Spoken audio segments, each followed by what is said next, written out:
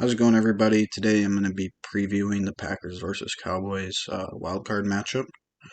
Um, this weekend should be a very good game. The Packers are coming in hot. Cowboys are undefeated at home. Um, I think it could go either way, honestly. As much as everyone's going to choose the Cowboys to win this game, um, I think the Packers could pull off that upset, and that's what I'm rooting for. So I just want to take a look at the Packers stats versus the Vikings. The offense and defense both played really well. Jordan Love, 24 of 33, 256, three touchdowns.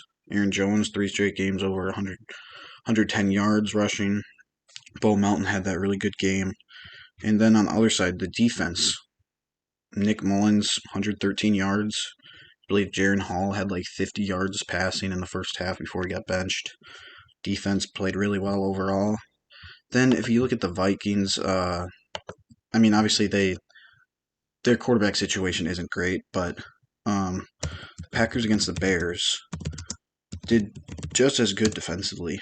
And offensively, even though they didn't score a lot of points, they did play really well.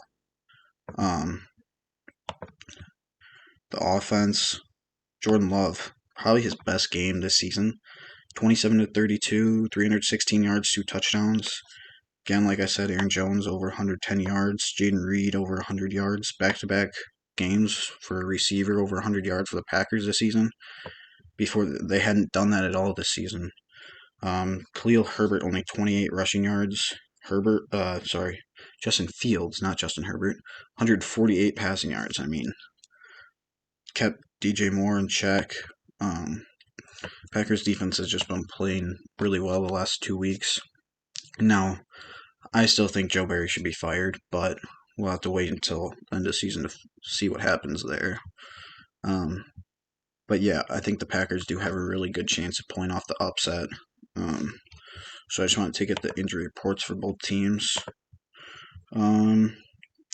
Jay Alexander was a new addition to the injury report with an ankle injury. I believe Matt LaFleur said that it is trending in the right direction. He's doing better today than yesterday. But hopefully he can play. We need him to try and stop CeeDee Lamb, or at least slow him down. Devondre Campbell, full participant, looks like he'll play. A.J. Dillon, he's been dealing with the stinger in his neck. I believe he'll play as long as he can get over that. The thumb shouldn't be an issue. It's broken. There's not much you can do about that. Dobbs, good to see limited participation there after he suffered that chest injury against the Bears. Elton Jenkins was limited yesterday but didn't practice he was limited on Wednesday, didn't practice yesterday. Hopefully there's nothing serious going on there. Hopefully he can go.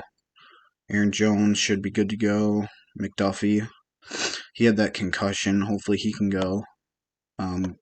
Obviously with Quay Walker and Devondre Campbell both playing, that won't be as much of an impact, but obviously you like to have that linebacker depth.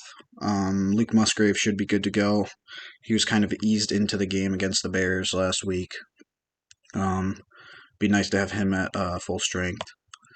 Josh Myers was full participant. He should go. Jonathan Owens was limited, but he's been dealing with that knee injury for a while now, so hopefully that shouldn't be much of an issue. Jaden Reed, full participant. Sean Ryan, full participant. Darnell Savage, full. Jadale Slayton, limited, but I believe he should be good to go. Same with Preston Smith. Zach Tom should be good. Quay Walker should be good. And then you got the big one, Christian Walker here. You don't really know what's going to happen there. We thought he was going to play against the Bears, but obviously that didn't happen, so I guess we'll see. That might be a game-time decision. It'd be good to have him back because he can take the top off of defense, very fast. It'd be good to have him back. And then Emmanuel Wilson, full participant. He won't have much of an impact on the game unless something crazy happens. But then you got the Cowboys. They have significantly less injuries than us, so Uh, Dorrance Armstrong, he's full. Brennan Cooks had his vet rest day. He should be fine. Oh. Um, Stephon Gilmore, he had that shoulder injury against Washington. I guess we'll see it with him. He was limited yesterday after not practicing on Wednesday. Um, Jonathan Hankins limited. Mike Hooker full. Then you got a couple guys with their vet rest days here in Demarcus Lawrence, Jordan Lewis, Zach Martin, and Teron Smith. And then Tyler Smith has been dealing with that foot injury, so we'll see if he can play. But I just think that this game could really go either way. Packers have been playing really well, and all the pressure's on Dallas. I mean, the Packers don't have any. I shouldn't say they don't have any, but they have very limited playoff experience on this roster right now. Um, they don't know better. Like they're just gonna go out there and play. I mean, this season is already considered a success in my opinion. So I think if they can just go out there and play their best, they have a chance to win this game. I mean, all the pressure is on Dallas, like I already mentioned. I mean, there's been rumors that McCarthy could be out of a job if they lose this game. They're undefeated at home. So, now obviously that would be an advantage to Dallas, but if they were to lose this game after being undefeated, I mean, that's where the pressure comes in. So, I think really anything could happen. And I have a good feeling about this game.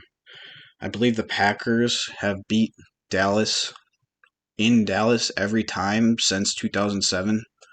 So now that doesn't really mean anything because this year's roster is much different than the teams that have been playing there the last 17 years. So anything can really happen, and I have a good feeling about the Packers this week. And if they win, that just builds up more momentum, and anything can happen from there. So yeah, I feel good about this week.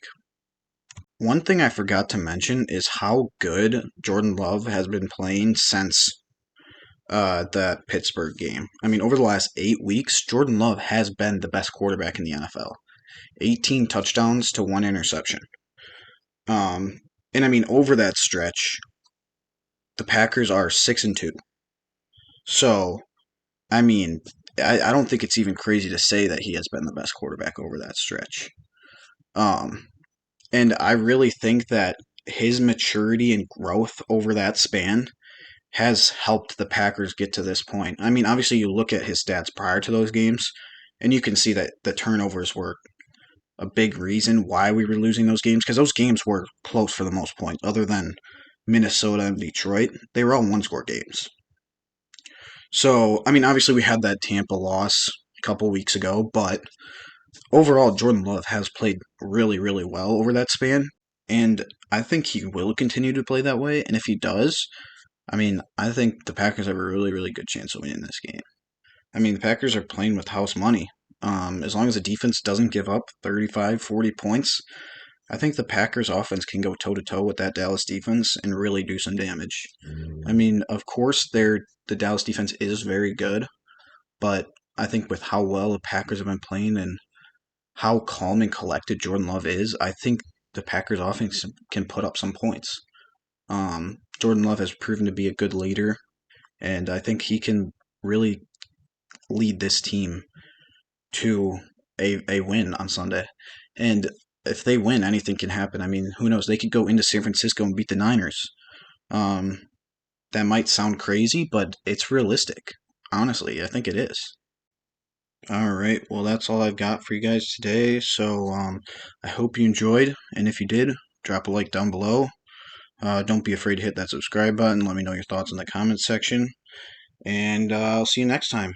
Go Pack Go.